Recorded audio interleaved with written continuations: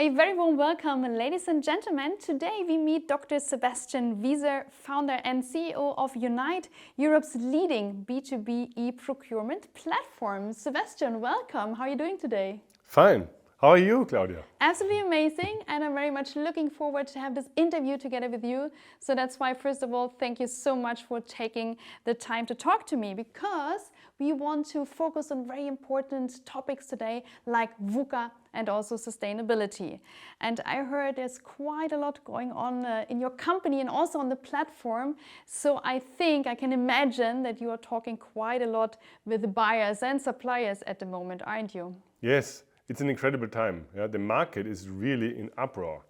We have such changes that I haven't seen in the last 20 years, yeah, in changing in this e-procurement. And it's quite challenging, but I think it's highly interesting. Yeah? I'm actually quite excited. Okay, so you said it's challenging, so let's dive a little bit deeper into that. We already heard and read about the term VUCA. So what does VUCA mean in a procurement context, and why is it so crucial in this current situation? Well, VUCA is actually a term that exists longer. It is an acronym for volatility. The V is volatility, U is uncertainty, C stands for complexity, and A stands for ambiguity, which I especially like. So in procurement terms, volatility is actually quite easy to understand, and we see it every day. Yeah, we see the increasing prices, yeah, from products, yeah, and we see the inflation, and we see obviously, yeah, the tremendous shortcuts from gas supplies, yeah, where we have now accelerating prices in gas that we have never had before. So this is volatility. Yeah. So the world is really going in prices up. Yeah, but not only up, but it's going down and up. Yeah, it's even worse. So this is the V. Yeah. U, uncertainty, is also obvious because we hardly understand the current situation, yeah, but it's even more difficult to understand, yeah, when is this going to an end? Yeah, when will inflation end? Yeah, is a similar question is when does COVID end? Yeah, and when does the war end? Yeah, and what happens then? Yeah, we never anticipated this war, yeah, and we obviously never anticipated COVID, and so the solutions that we try to find, yeah, have to include a lot of different variables, yeah, because the problems are not one single problem, but they are distributed many problems. You can be very pessimistic, and that's very often in the news are pessimistic information. We have now, as hard as the war in Ukraine is, and the hardship, yeah, that Ukrainians have, and the hardship that also comes along for even Germans, yeah, when they have to fear that they will have cold apartments in winter. It's also a chance that we adapt and we get rid of fossil fuels, and this is also a big step in getting more sustainable. And this is a positive thing. Yeah? So I really want to also see the other side. Yeah? And so for me, ambiguity in the VUCA world is actually my personal anchor. I have to say, I like your positive point of view. Sebastian, now I would like to learn more about Unite in combination with VUCA. So what would you say is Unite's role in tackling VUCA? Well, the first thing that we have to do is we have to help our customers and suppliers, yeah, in this dramatic situation. And this is more an adaptation. We can't help getting rid of inflation. Yeah? This is too big challenge for Unite. Yeah? It's not something that we can solve. But where we can help is to help customers and suppliers to be more dynamic in their pricing, which helps them to solve very, very critical problem in classical frame contracts. Because classical frame contracts, yeah, how they used to be the last decades, is that customers have a bargain with suppliers every 1, 2, 3 years and demand from supplier fixed prices on certain products. And so it's very clear, yeah, they get a price reduction and it's there for 3 years. But the problem is that suppliers don't give these frame contracts anymore with cheap prices, because a supplier that doesn't know how much or whether at all he will be able to buy this product, yeah, that he's giving fixed prices on in 2 years or 3 years, has to give a very high risk margin on top. Yeah? So he says, okay, if I have to buy this product in 3 years, yeah, maybe I have to pay the double. But yes, but how can Unite contribute to a market balance, ensuring that supply and also demand somehow matched? And what solution do you offer to fix nowadays issues? Yeah, well, the trick is, it's actually something which is also known in the procurement world. It's called a reverse auction. Yeah? We introduced this dynamic pricing. So we say it's actually more efficient not to speak every 1, 2, 3 years to make a big request for quote and compare suppliers' prices. Yeah? It's much more inefficient compared to actually auctioning every single basket. So you're not auctioning a 10 million contract, but you're auctioning a €100 basket that you're just about to buy. And so by doing that, you get out of the risk which comes along, yeah, with the long-term contract, and you just auction a basket with 3 suppliers that you have already there. So we have in our Unite network, we have the possibility to connect with the click of a button to 1, 2, 3, 4 suppliers. And so the buyer fills the basket, and then he presses the button and it's auctioned with the supplier. And the supplier it doesn't mean that the supplier is there on the screen and giving prices, yeah, for a €100 basket. But before the auction actually starts, the suppliers have given us 2 prices. The maximum price that they are about willing to sell the product without any competition. And then they give us a minimum price to which price they would go, yeah, when they have competition. So, and then we can automatically with an algorithm calculate the actual auction. And that means that we can adapt very quickly. Customers and suppliers can adapt very quickly to changes of the market. Yeah? So if there's a shortage and the prices increases, the suppliers can increase their prices every day and can change. Yeah? But it's still a fair price, because if all 3 suppliers increase their price, then this is the new market price. Mm-hmm. And it's not because one supplier is egoistic and he can just raise the prices without the customer actually getting a fair price. So this is the concept of reverse auctions, and that leads to dynamic frame contracts, so that you still have a contract, but you say, okay, dear supplier, you can change your prices every day, but we auction the basket with 2 of your competitors. Okay, dynamic pricing sounds interesting. Maybe just a quick last thought. Is it all about price, or what about relationships? Yes, that is the big problem. Yeah, that has always been the big problem of the reverse auction. Yeah, this is the biggest drawback written in literature, that if you only go about price, you obviously lose the relationship. Yeah. But that is actually not true. Yeah, I don't understand why in the literature it was never written that this is not. It's not the case, because you can extend the reverse auction with a very simple mechanism. Yeah, to really allow to having relationship to suppliers. Let's make an example. You have one supplier which you actually work already for years, and you had the frame contracts with this supplier. And you have difficulties now because this supplier is increasing prices, and you get a little bit nervous, yeah, because you always pay more and you don't know whether you're getting a fair price. But you actually want to have this supplier. Difficulty. So what we do is we say, okay,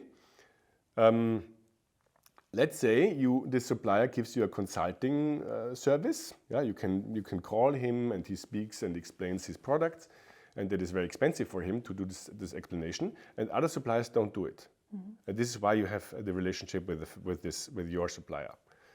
And so you say, okay, we have to value this service.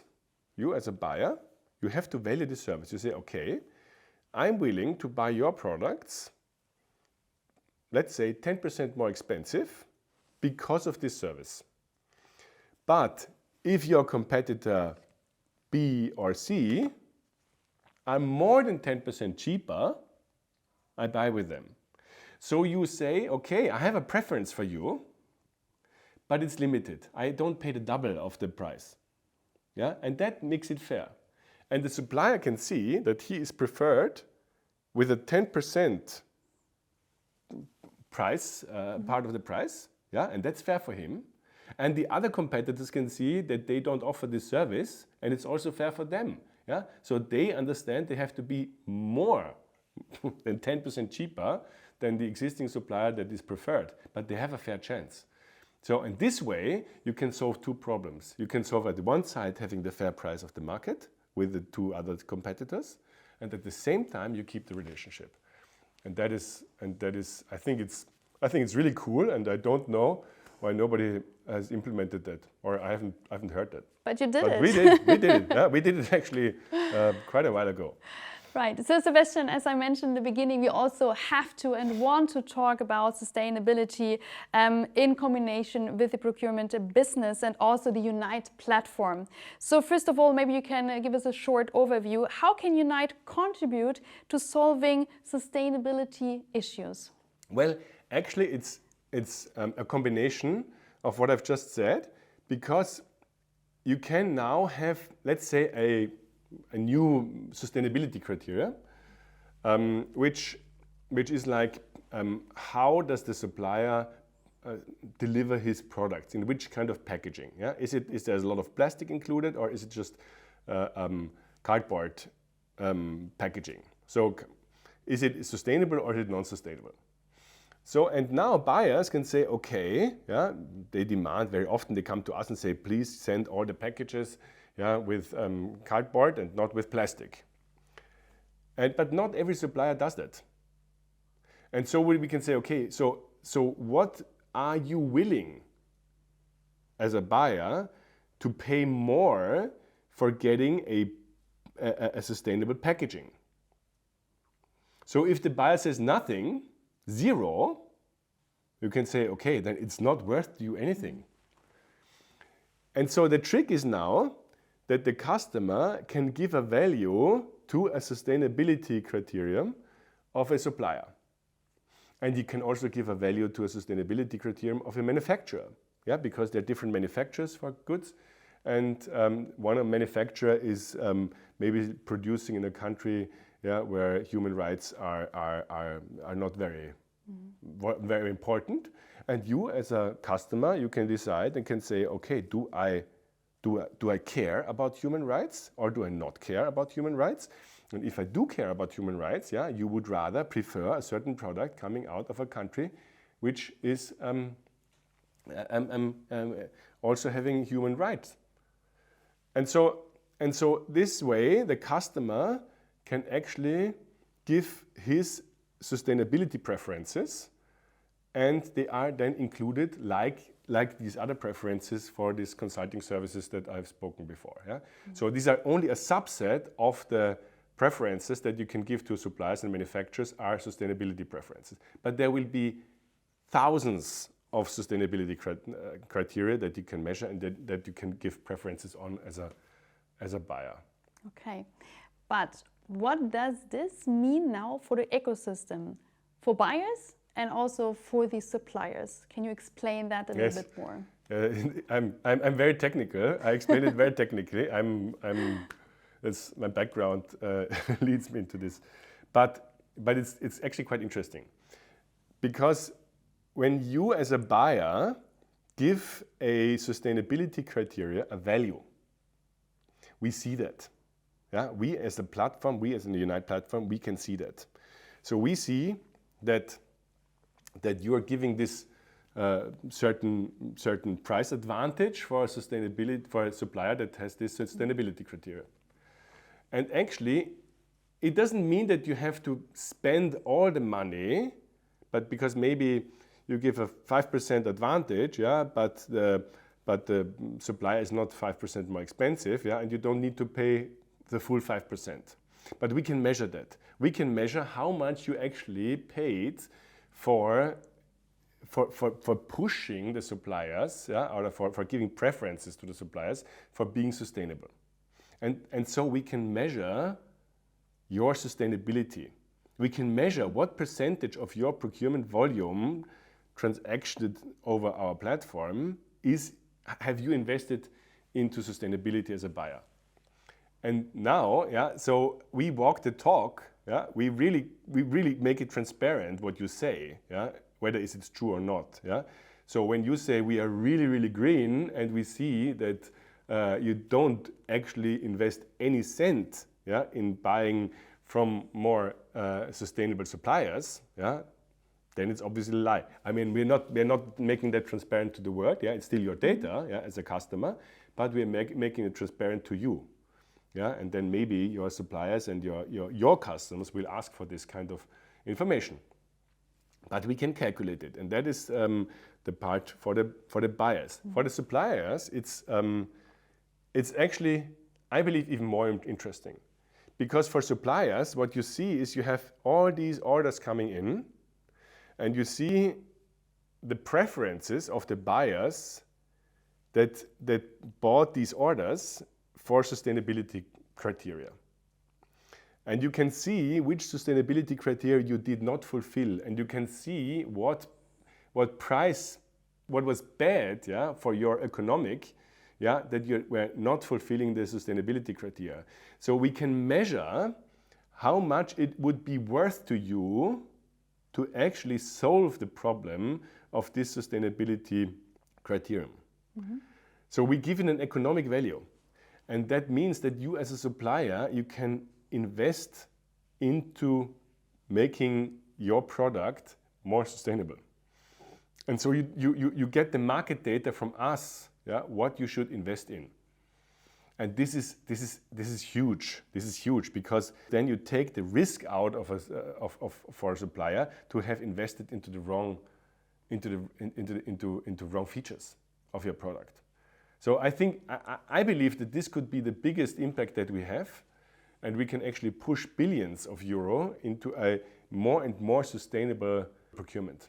Mm-hmm. And that is for me. I believe this is our contribution. Yeah, this is the biggest thing I can help, and that's cool. Indeed, it's also a very smart system.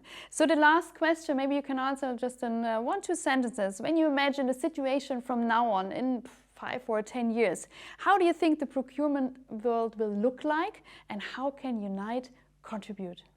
Yeah, well, the thing is, if you now add all these sustainability criteria, I hope, and I really believe it, that the value of these sustainability criteria that are actually implemented in the products, which are not changing the products in its function, yeah, but having more information, understanding how it was produced, where it was produced, and how it can be recycled. All that is an expensive, that costs, yeah, to make products sustainable.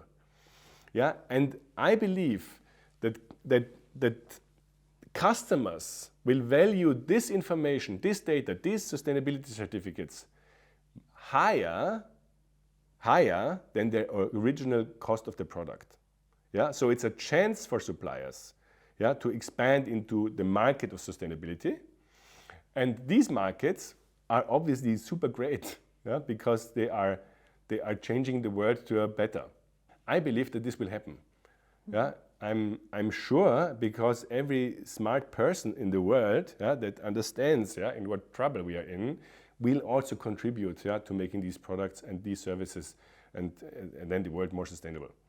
So I'm as tough as this might be heard, yeah, I am still. I think we will be able to solve the problem. I mean, I hope that not too much is going down the drain, yeah, until we solve the problem, but we will solve the sustainability problem. I'm quite sure about that. That's a very perfect ending. So Sebastian, thank you so much for your insights. It was so much fun talking to you and learn a lot about Unite. And ladies and gentlemen, if you want to have more information, you can also visit the website unite.eu. Thank you so much for watching.